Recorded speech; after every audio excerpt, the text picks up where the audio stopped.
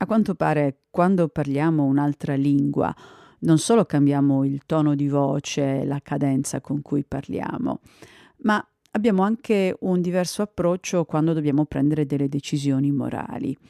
Il fatto che la mia voce cambi dipendentemente dalla lingua che parlo, lo so già perché ascoltando le registrazioni la mia voce è molto diversa se parlo in italiano o in inglese o in tedesco.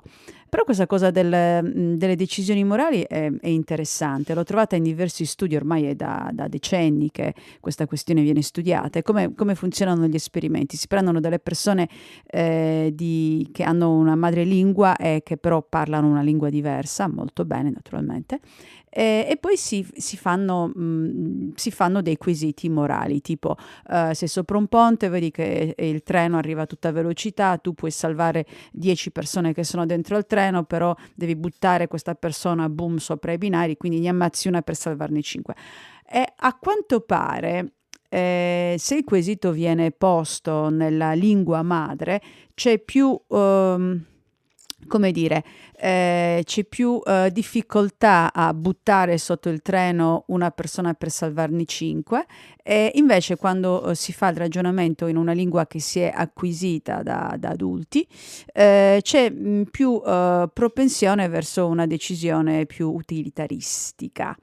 Ora, io non so veramente come vengono fatti questi esperimenti perché secondo me entrano in campo tanti altri fattori, non solo il fatto che la lingua si sia imparata da adulti piuttosto che alla nascita, ma anche a che tipo, in che ambiente si è imparata la lingua, da che ambiente si proviene, eccetera.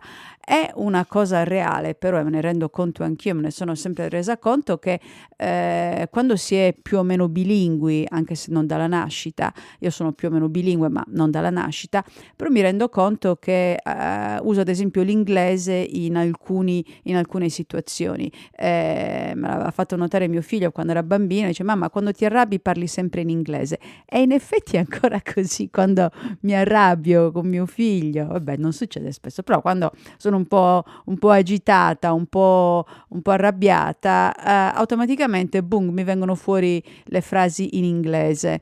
E quando mi sforzo di parlare in italiano, traduco le frasi che ho in mente in inglese in italiano. Naturalmente non funziona così perché le frasi tradotte, soprattutto quando sono frasi che esprimono forti emozioni, come quando siamo molto contenti o molto arrabbiati, beh, non vengono mai tradotte letteralmente. Quindi fateci caso, anche perché chi mi ascolta è sicuramente bilingue, perché parla il sardo, l'italiano e altre lingue regionali, fateci caso al vostro processo decisionale parlando in una o nell'altra lingua.